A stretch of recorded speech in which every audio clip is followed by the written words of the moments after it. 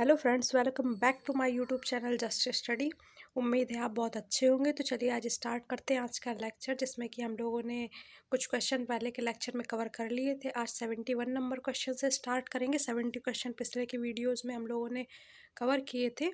तो 2 दिन से वीडियो इसलिए नहीं आ पा रही क्योंकि मुझे भी थोड़ा पढ़ना होता है, खुद का भी सब्जेक्ट, खुद का भी थोड़ा पढ़ना होता है। इस वजह से वीडियोस नहीं आ पा रही, थोड़ा डिले जा रही है, लेकिन मैं पूरी कोशिश करती हूँ कि टाइम निकाल के वीडियो रिकॉर्ड करूँ। ठीक है, तो चलिए स्टार्ट करते हैं आज की वीडियो। 71 नंबर क्वेश्चन से स्टार्ट करते हैं। तो क्वेश्चन कह रहा है कि कॉलम ए को कॉलम बी से मिलाइए। तो पहले अपना पेन ले लेते हैं।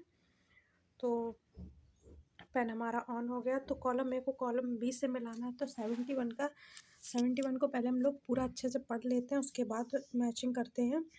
तो देखिए, कॉलम ए को मिलाना स्टार्ट करते हैं ऑप्शन के मुताबिक। ठीक है, तो गोल्जी कॉय जो है उसकी खोज किसने की थी? तो ये ऊपर देखिए खोजकर्ता दिए गए हैं आपको, ये खोजकर्ता दिए गए हैं। अब आपको बताना है किसकी खोज किसने की थी। तो ये गोल्जी कॉय जो दिया गया ऑप्शन ए में, इसकी डिस्कवरी किसने की थी? तो ये कैमिलियो गोल्जी ने की थी, तो इसका बी करेक्ट हो जाएगा। अब जो दिया गया ऑप्शन, तो एक सेकेंड इसको थोड़ा ध्यान से देखते हैं। क्वेश्चन है गोल्जी कॉय, अंतःप्रदत्त जालिका, केंद्रिका, तारकाय। तो हाँ ठीक है, इसकी जो इसकी जो गोल्जी कॉय की डिस्कवरी है कैमिलियो गोल्जी ने की थी। और फिर ये जो अंतःप्रदत्त जालिका है, इसकी जो डिस्कवरी थी वो पोर्टर्स ने की थी।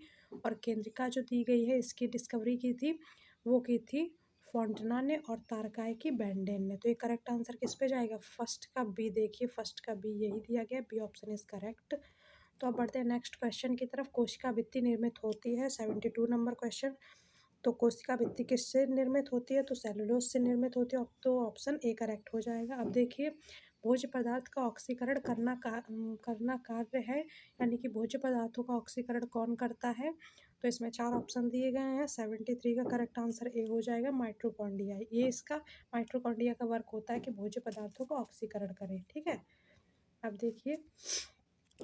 देखिए नेक्स्ट क्वेश्चन क्या दिया गया है। डीएनए के स्ट्रैंड किसके द्वारा जुड़े होते हैं? तो डीएनए के जो स्ट्रैंड होते हैं आपस में हाइड्रोजन बॉन्ड के थ्रू जुड़े होते हैं। अब पढ़ते हैं नेक्स्ट पेज पे, जिसमें कि नेक्स्ट क्वेश्चन दिया गया। थोड़ा सा ब्लर हो गया क्वेश्चन, मैं पूरा पढ़ के सुनाऊंगी ताकि आप लोगों को कोई दिक्कत ना आए। 75 नंबर क्वेश्चन कह रहा है जीव द्रव को सारकोड किसने कहा? जीव द्रव था जो प्रोटोप्लाज्म जिसको बोलते हैं, उसको सारकोड किसने कहा? तो 75 नंबर क्वेश्चन है। तो इसका करेक्ट आंसर क्या हो जाएगा? पहले मैं आपको चारों ऑप्शन पढ़ के बताती हूँ। पहला ऑप्शन दिया गया रॉबर्ट ब्राउन, दूसरा दिया गया रॉबर्ट हुक, तीसरा दिया गया पुरकिंजे, और फोर्थ नंबर दिया गया डुजार्डिन। तो डुजार्डिन करेक्ट हो जाएगा। ठीक, तो अब बढ़ते हैं नेक्स्ट की तरफ। तो अब नेक्स्ट क्वेश्चन दिया गया 76 नंबर क्वेश्चन, जिसमें कि क्वेश्चन कह रहा है केल्विन चक्र का पता लगाने के लिए उपयोग किया गया था। केल्विन चक्र का जब पता लगाया गया था तो क्या चीज़ ऐसी है जो उपयोग की गई थी? वो है कार्बन 14। अब देखिए नेक्स्ट क्वेश्चन है टेरिडोफाइट में स्पोर मात्र कोशिका होती है। तो टेरिडोफाइट में जो स्पोर मात्र कोशिका होती है वो होती है दुगुणित या द्विगुणित। का मतलब होता है 2n। क्यों कहा जाता है द्विगुणित संख्या को? क्योंकि जो द्विगुणित होती है वो 2n होती है, और त्रिगुणित होती है वो 3n होती है, और अगुणित होती है वो n होती है। ठीक है, तो ऐसे करके इनको एक्सप्लेन किया जाता है। अगर शॉर्ट टर्म में बोलेंगे तो आपको अगर ऐसा भी ऑप्शन में मिल जाता है तो आपको 2n टिक करना है। ठीक है, द्विगुणित होती है। अब देखिए स्पष्ट वीडियो का एकांतर होता है।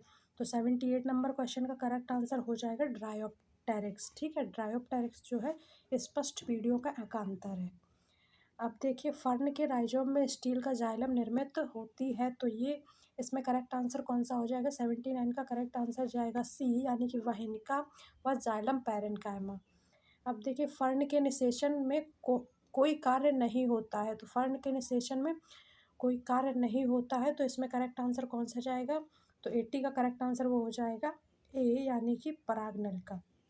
परागनली दिया गया, परागनलिका भी दिया जाए वो भी करेक्ट हो जाएगा। तो ये ऑप्शन ए करेक्ट हो जाएगा। अब देखिए 81 नंबर क्वेश्चन है मॉस के बीजाणु अंकुरण से निर्मित होती है। तो मॉस के जब बीजाणु अंकुरण होता है तो क्या निर्मित होती है? तो 81 का करेक्ट आंसर हो जाएगा प्रोटोनीमा, यानी कि बी ऑप्शन करेक्ट हो जाएगा।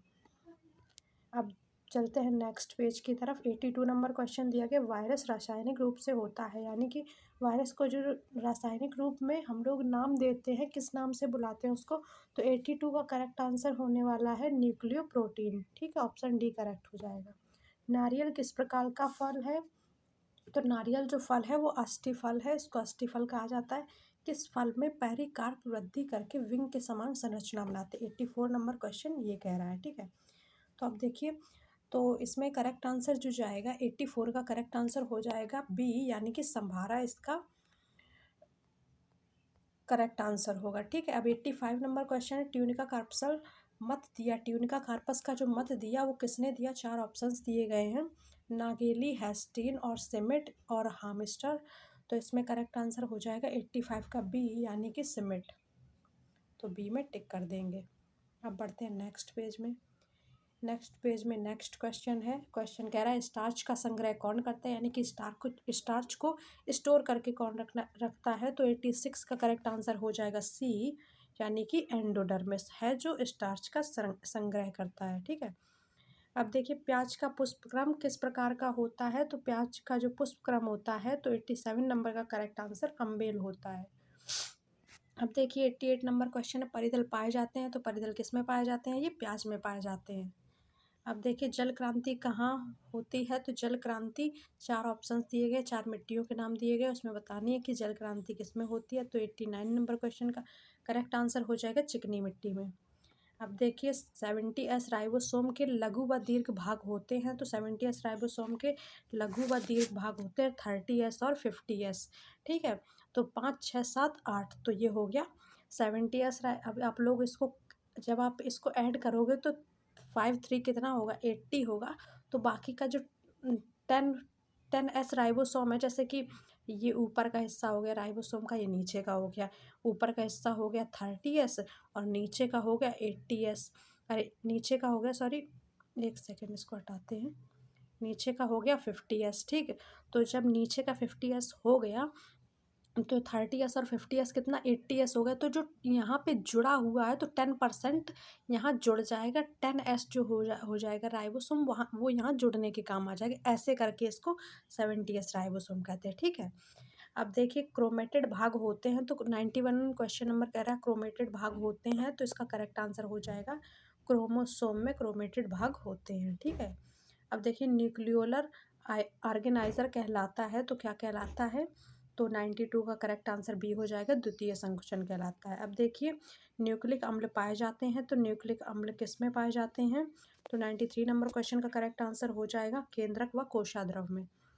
अब पढ़ते हैं नेक्स्ट क्वेश्चन की तरफ, बहुत इंपॉर्टेंट क्वेश्चन चल रहा है बायोलॉजी के भी, और जितने अभी मैथ्स और फिजिक्स केमिस्ट्री के आएंगे वो भी इंपॉर्टेंट है। ठीक है, बहुत ज़्यादा इंपॉर्टेंट क्वेश्चन है, इसमें आपको देखने मिल जाएंगे, कुछ क्वेश्चंस तो देखने मिल ही जाएंगे। ठीक है, तो 94 नंबर क्वेश्चन क्या कह रहा है, वह गुणसूत्र जिसकी भुजाएं बराबर होती है, तो बहुत आसान क्वेश्चन है। क्रोमोसोम कुछ इस शेप का होता है, जब इसको मैग्नीफाई करेंगे यानी कि और जूम करके देखेंगे तो ये कैसा बन के आएगा, तो ये ऐसा बन के आएगा, जो मेटासेंट्रिक होता है वो कुछ इस टाइप का होता है, यानी कि इसकी दोनों जो साइड होती है बराबर होती हैं, तो इसी को मेटासेंट्रिक कहते हैं। बीच में सेंट्रियोल होता है, तो दोनों जब साइड इनकी बराबर होती है, ये भी बराबर होती है और नीचे की भी बराबर होती है, तो इसी को मेटासेंट्रिक कहते हैं। और ये क्वेश्चन ही पूछा गया कि वह गुणसूत्र जिसकी भुजाएं बराबर होती है उसको मेटासेंट्रिक, ए करेक्ट हो जाएगा इसका। अब बढ़ते हैं नेक्स्ट क्वेश्चन की तरफ। 95 नंबर क्वेश्चन कह रहा है कि डीएनए के स्ट्रैंड के बीच की दूरी कितनी होती है, तो जो डीएनए के स्ट्रैंड होते हैं उनके बीच की दूरी आपस में 20 एंगस्ट्रॉम की वो डिस्टेंस पे होती है। अब देखिए PB282, ये जो परमाणु में न्यूट्रॉन की संख्या होती है वो कितनी होती है, तो 124 होती है। अब बढ़ते हैं नेक्स्ट क्वेश्चन की तरफ। 96 हो गया। अब देखिए 97 नंबर क्वेश्चन, बेरिलियम का विकर्ण संबंध होगा, जो बेरिलियम का विकर्ण संबंध होता है वो किस चीज़ से, किस एक तरीके से किस चीज़ से रिलेटेड होता है, तो चार ऑप्शंस में आपको 97 का करेक्ट आंसर हो जाएगा एल्यूमिनियम से। अब बढ़ते हैं नेक्स्ट क्वेश्चन की तरफ। 99 नंबर क्वेश्चन में नाइट्रोलियम का सूत्र क्या होता है, तो केमिस्ट्री फार्मूला सीट जाके आप जरूर पढ़ना, जो कि मेरे मेरे चैनल पे ये एक वीडियो डली हुई है केमिस्ट्री फार्मूला सीट करके, तो उसको आप प्लीज़ देख लेना, क्योंकि उसमें बहुत सारे फार्मूले कराए गए हैं और आपके 3 से 4 क्वेश्चन उससे फंस जाएंगे उस वीडियो से। तो 99 नंबर क्वेश्चन का करेक्ट आंसर जो हो जाएगा वो हो जाएगा नाइट्रोलियम का जो सूत्र होता है वो होता है CaCN2। ठीक, मैं वीडियो की डिस्क्रिप्शन में उसकी लिंक दे दूँगी इस वाली वीडियो की, ठीक है, केमिस्ट्री फार्मूला शीट की। अब देखिए निम्न में से कार्बन का कौन सा अपरूपक नहीं है। कार्बन का अपरूपक जो नहीं है वो 4 ऑप्शंस में से एक कोई होगा, तो 100 का करेक्ट आंसर कौन सा हो जाएगा, वो हो जाएगा डी। ये देखिए कितने करीब को ऑप्शन दे दिए गए हैं। आप जल्दबाजी में ध्यान से टिक करिएगा, जो गलत लगा के चले आए। तो देखिए ग्रेफाइट दिया गया और ग्रेनाइट दिया गया है, तो दोनों बहुत पास पास ऑप्शंस दे दिए गए। इसमें करेक्ट आंसर जाएगा ग्रेनाइट, वो कार्बन का अपरूपक नहीं है, ठीक है। अब देखिए कार्बन डाइऑक्साइड वायु से कितनी भारी होती है, तो 1.5 गुना भारी होती है कार्बन डाइऑक्साइड वायु से। खाने के सोडा का सूत्र क्या होता है, NaHCO3 होता है। बहुत आसान क्वेश्चन केमिस्ट्री का और बहुत इंपॉर्टेंट क्वेश्चन, ठीक है, बहुत इंपॉर्टेंट क्वेश्चन है, तो इसको IMP लगा देते हैं, बहुत बार पूछा गया है। अब देखिए नौसादर तथा बुझे चूने के मिक्सचर को जब गर्म करते हैं तो उस बाद में जो प्रोडक्ट फॉर्म होता है, एक तरीके से जो प्रोडक्ट बनता है उसको क्या कहते हैं, कौन सा प्रोडक्ट होता है। चारों ऑप्शन को देखने के बाद आप कौन से पे टिक करना चाहेंगे, तो 103 का करेक्ट आंसर हो जाएगा। 103 का करेक्ट आंसर जाएगा बी, यानी कि अमोनिया, NH3। अब देखिए CH3 CH फिर डबल बॉन्ड CH3 फिर CH2 और CH3 श्रृंखला का नाम क्या होगा। तो ये IUPAC नेमिंग अगर आपको आती होगी तो आप कर ले जाएंगे। पहले तो कार्बन को गिन लीजिए कितने कार्बन दिए गए हैं, तो 5 कार्बन दिए गए हैं इसमें, तो पेंटीन तो हो ही जाएगा। पेंटीन चारों ऑप्शंस में दिए गए। अब देखिए डबल बॉन्ड दिया गया है, ये कौन सी जगह पे लगाया गया है, तो ये आपका इम्पॉर्टेंट चीज़ हो जाएगी। तो 104 का इससे करेक्ट आंसर जाएगा, 104 का करेक्ट आंसर डी हो जाएगा, यानी कि सेकेंड नंबर पे आपका डबल बॉन्ड लगा है, तो पेंटीन 2 हो जाएगा ये करेक्ट आंसर। यानी कि ईन इसलिए होगा, पेंटीन इसलिए होगा क्योंकि डबल बॉन्ड है। सिंगल बॉन्ड के लिए एन होता है और सिंगल बॉन्ड के लिए एन होता है, डबल बॉन्ड के लिए ईन होता है और ट्रिपल बॉन्ड के लिए आयन होता है, ठीक है। जैसे पेंट हो गया, पेंट 5 कार्बन हो गए इसलिए पेंट हुआ, और ईन लगा दिया क्योंकि इसमें डबल बॉन्ड है तो ईन हो गया, और 2 लगाया गया क्योंकि टू वाली जगह पे इसका ये डबल बॉन्ड लगाया हुआ है, ठीक है। तो ऐसे करके इसमें इसकी नेमिंग हो जाएगी, तो डी करेक्ट हो जाएगा। 105 नंबर क्वेश्चन है। क्वेश्चन कह रहा है क्लोरोफॉर्म क्षारीय माध्यम में एमीन के साथ क्रिया करके बनाता है, तो क्या बनाता है, 105 का करेक्ट आंसर हो जाएगा आइसोसाइनाइड। अब देखिए पीला सफ़ेद फास्फोरस को NaOH विलयन के साथ गर्म करने पर प्राप्त होता है, तो क्या प्राप्त होता है, 106 का करेक्ट आंसर हो जाएगा बी, यानी कि फॉस्फीन। अब देखिए नेक्स्ट क्वेश्चन क्या कह रहा है, 107 नंबर क्वेश्चन, निम्नलिखित में फास्फोरस का कौन सा अपरूपक नहीं है। तो इसमें आपको बताना है कि फास्फोरस का अपरूपक कौन सा नहीं है। तो 4 ऑप्शंस दिए गए हैं, ऑप्शन के मुताबिक जो ऑप्शन डी दिया गया है नीला फास्फोरस यानी कि ब्लू फास्फोरस जो होता है वो अपरूपक नहीं है फास्फोरस का। आप पढ़ते हैं नेक्स्ट क्वेश्चन की तरफ। एक धातु के ऑक्साइड में क्वेश्चन कह रहा है कि एक धातु के ऑक्साइड में 36.36% ऑक्सीजन है, धातु का तुल्यांकी भार होगा, तो इसका तुल्यांकी भार बताना है। 108 का करेक्ट आंसर हो जाएगा सी, यानी कि 14.02। पढ़ते हैं नेक्स्ट पेज की तरफ, जिसमें कोई क्वेश्चन दिया गया है डेकन विधि द्वारा निर्माण किया जाता है। तो डेकन विधि के द्वारा जो निर्माण किया जाता है वो होता है क्लोरीन का, ये होता है क्लोरीन का, तो ऑप्शन डी करेक्ट हो जाएगा। अब देखिए आर्गन की खोज निम्न में से किसने की, तो आर्गन की खोज जो की है इन्हीं 4 में से एक करेक्ट होगा, तो 110 का करेक्ट आंसर हो जाएगा रामसे ने।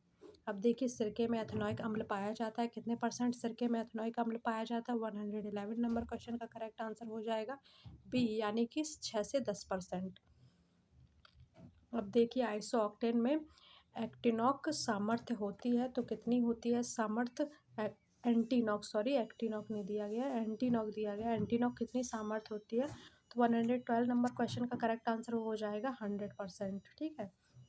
अब देखिए एसिटामाइड क्षारीय माध्यम में ब्रोमीन के साथ क्रिया करके क्या बनाता है, तो आपको प्रोडक्ट बताना है। इन्होंने रिएक्शन पूरी आपको बता दी है, अब आपको प्रोडक्ट बताना है कि क्या फॉर्म होगा। तो 113 नंबर क्वेश्चन का करेक्ट आंसर ए हो जाएगा मैथिलामीन, ठीक है। तो अब देखिए आइसोटॉप्स की खोज किसने की थी, तो जो आइसोटॉप्स थे उनकी खोज जो थी वो डेवी ने की थी, आई थिंक 140 का, हाँ डेवी ने नहीं, सॉरी डेवी ने नहीं की थी, ये की थी सॉडी ने, ठीक है। तो सॉडी ने की थी, काफ़ी इंपॉर्टेंट क्वेश्चन है।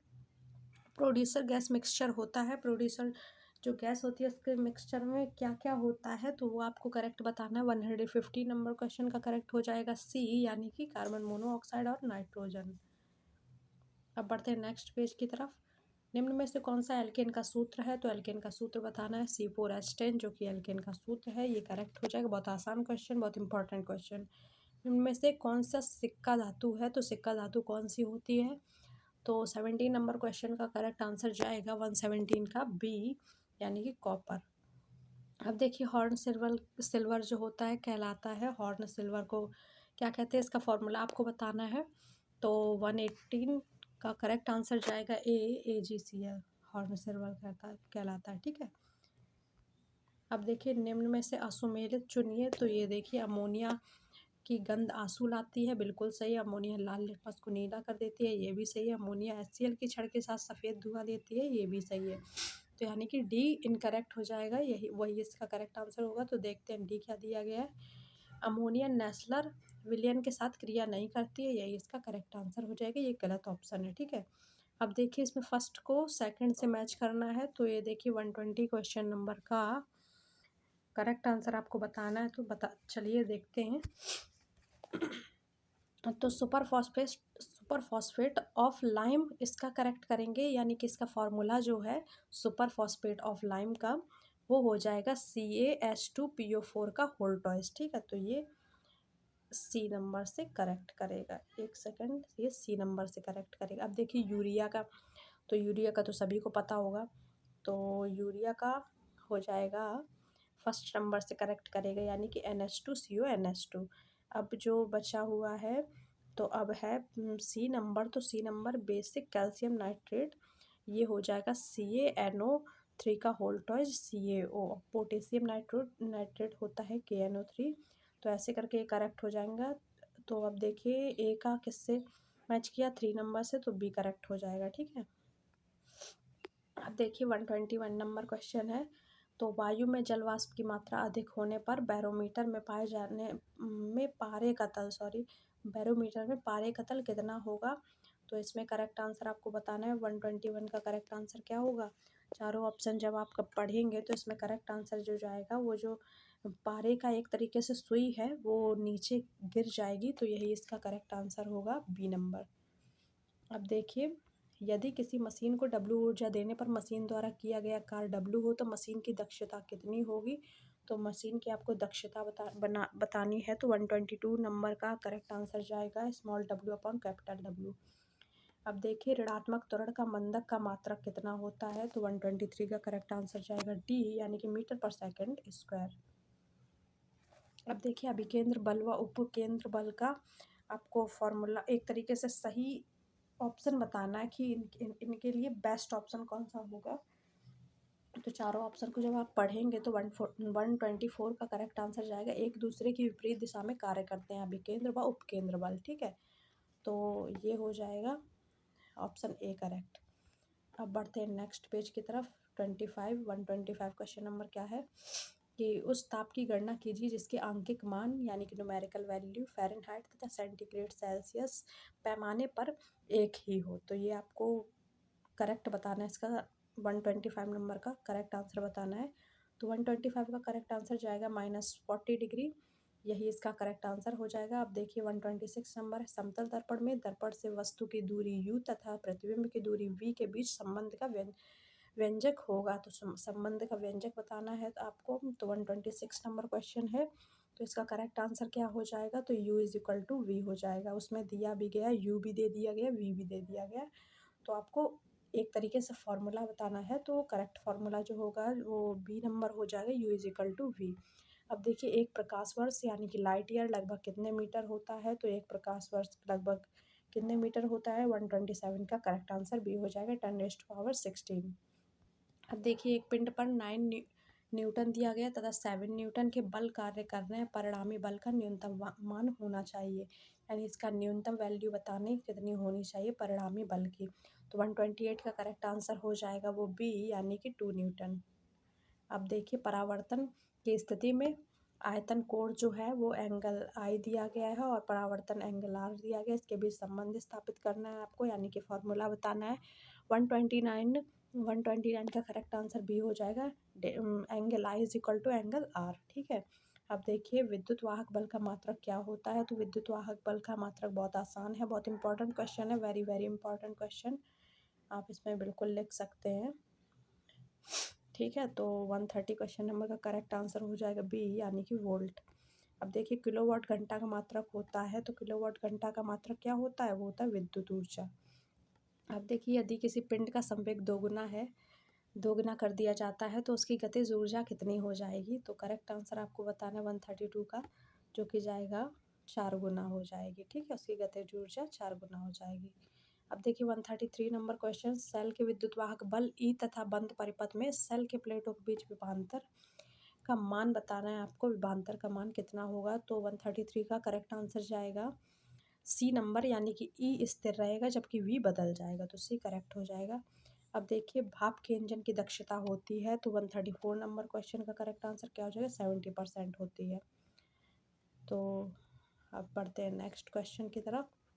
कंपन करते हुए किसी स्वरित्र की आवृत्ति 200 हर्ट्ज है, उत्पन्न ध्वनि की तरंग दर 2 मीटर है, तो तरंग का वेग कितना होगा। तो इसमें जब आपको इसको कैलकुलेट करके सॉल्व करेंगे, इतना देखिए अपने पास टाइम नहीं है तो हम लोग डायरेक्ट आंसर पे जाएंगे। तो जब मतलब इसको आप कैलकुलेट करोगे 135 नंबर क्वेश्चन को, तो करेक्ट आंसर जाएगा वो हो जाएगा ए, यानी कि 400 मीटर पर सेकेंड। अब देखिए लॉग 34349 का मान कितना हो जाएगा, 136 नंबर क्वेश्चन है, तो ये हो जाएगा बी, यानी कि 2/3। अब बढ़ते हैं नेक्स्ट क्वेश्चन की तरफ। 27 माइनस 1/3 का मान कितना होगा, 137 नंबर क्वेश्चन कह रहा है, इसका करेक्ट आंसर होना चाहिए 1/3।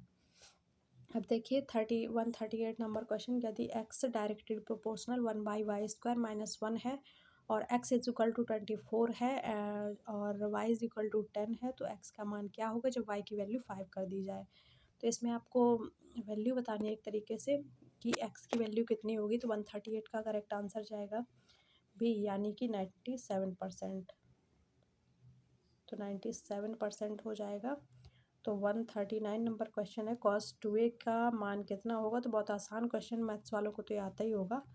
तो कॉस 2a का जो साइन एक तरीके से वैल्यू होगी, तो 139 का करेक्ट आंसर ए हो जाएगा, जो कि कॉस 2a और साइन 2a दिया गया है, cos 2a minus sign 2a। ठीक है, कॉस 2a की वैल्यू होगी। अब देखिए साइन 90 का मान कितना होता है, 140 का करेक्ट आंसर क्या हो जाएगा, 1 होता है। अब देखिए यदि 12p दिया गया है यहाँ पे और 1320, तो आर का मान बताना है, इस वाले आर का मान। ठीक है, तो इसमें आर की वैल्यू क्या होगी, 141 का करेक्ट आंसर सी हो जाएगा, यानी कि 3। अब देखिए श्रेणी 4816 का 9वां पद क्या होगा, तो इसमें करेक्ट आंसर आपको टिक करना है। 142 का करेक्ट आंसर जो हो जाएगा वो हो जाएगा बी, यानी कि 1024। अब बढ़ते हैं नेक्स्ट पेज में 143 नंबर क्वेश्चन। तो यदि k+2 दिया गया और 4k+6 दिया गया, 3k-2 दिया गया, तो 3 क्रमागत संख्या दे दी गई, इसमें श्रेणी में हो तो k का मान बताना है, यानी कि जितने k दिए गए हैं इसमें सब k की वैल्यू बतानी है। तो इन सारे k की वैल्यू बतानी है, तो क्या होगी वैल्यू, 143 क्वेश्चन नंबर का करेक्ट आंसर बी हो जाएगा, यानी कि हर k की जगह 5 को रख दिया जाएगा। अब देखिए दो संख्याओं के समांतर माध्य 5 है और गुणोत्तर माध्य 4 है, तो संख्याओं का धनात्मक माध्य कितना होगा, तो 144 का करेक्ट आंसर बी हो जाएगा, 16/5 होगा। अब देखिए एक कमरे के वर्गाकार फर्श की भुजाएं 4 मीटर दे दी गई है और कमरे की ऊंचाई 5 मीटर, इसका आयतन आयतन नेक्स्ट पढ़ते हैं, आयतन क्या होगा, तो आयतन बताना है आपको। 145 नंबर क्वेश्चन पूछा जा रहा है, तो इसका करेक्ट आंसर हो जाएगा सी, यानी कि 16 मीटर क्यूब। तो पेन ले लेते हैं, इसको टिक करते हैं। ठीक है, अब देखिए यदि गोले का पार्श्वपृष्ठ 64 पाई सेंटीमीटर स्क्वायर हो, तो कमरे की त्रिज्या कितनी होगी, तो कमरे की त्रिज्या बतानी है। तो 146 नंबर क्वेश्चन का करेक्ट आंसर बी हो जाएगा, 4/√2 हो जाएगी। यदि रेखा x अक्ष पर हो तो उसके समीकरण होगा, तो उसका समीकरण क्या होगा, तो 147 का करेक्ट आंसर बी हो जाएगा, y = 0 होगा। क्वेश्चन थोड़े बड़े कर लेती हूँ। निम्नलिखित में से कौन सा केंद्रीय प्रवृत्ति, यानी कि मेजर ऑफ सेंटर टेंडेंसी की माप की नहीं है, ऐसी कौन सी एक तरीके से केंद्रीय प्रवृत्ति है जिसकी माप नहीं है, तो इसमें 148 का करेक्ट आंसर सी हो जाएगा, जो कि दिया गया परास, यानी कि रेंज। अब देखिए 10, 11, 15, 11, 12, 10, 16 ये कॉमा में दिए गए हैं, इसकी माध्यिका बतानी है, यानी कि ये कितने नंबर हैं, ये 7 नंबर्स दिए गए हैं, 1 2 3 4 5 6 7, ये देखिए आप गिन लीजिए। तो 7 नंबर में जो सबसे बीच में यानी कि मध्य में हो, तो उसी को आपको टिक करना है, यानी 11 इसका करेक्ट आंसर हो जाएगा। अब देखिए प्रसरण यानी कि वेरिएंस होता है, तो ये क्या होता है, बी ऑप्शन करेक्ट हो जाएगा, प्रमाणिक विचलन होता है। तो ऐसे करके हम लोगों ने कम से कम 70 क्वेश्चन कवर कर लिए हैं, तो 150 तक हम लोगों ने कवर कर लिए हैं। तो आज की वीडियो में इतना ही। अगर वीडियो पसंद आई हो तो लाइक करें और चैनल में नए हो तो सब्सक्राइब ज़रूर कर दें और बेल आइकन ज़रूर प्रेस करें ताकि वीडियो की नोटिफिकेशन सबसे पहले मिल जाए आपको। तो अगर वीडियो पसंद आ रही हो तो ऐसे ही इसको शेयर करते रहना। तो आज के लिए फ़िलहाल इतना ही, काफ़ी क्वेश्चन कवर कर लिए गए हैं। अब नेक्स्ट वीडियो जो आएगी आपके लिए वो जो फिजिक्स केमिस्ट्री मैथ की आएगी, क्योंकि कुछ लोगों का कमेंट आया हुआ है फिजिक्स केमिस्ट्री मैथ से रिलेटेड, तो वो भी वीडियो आएगी जल्दी, आपको देखने मिलेगी चैनल पे। तो अभी के लिए फ़िलहाल आप यही वीडियो देखिए, इसमें भी काफ़ी फिजिक्स केमिस्ट्री और मैथ्स के क्वेश्चन डिस्कस किए गए हैं। तो आप अगले जो क्वेश्चंस आएंगे, जो अलग तरीके से क्वेश्चन को फॉर्म किया जाएगा, तो वो अगली वीडियो में आएंगे। तो अभी के लिए आप इतना ही पढ़िए, मिलते हैं अपनी नेक्स्ट वीडियो में, तब तक के लिए thanks, all the very best.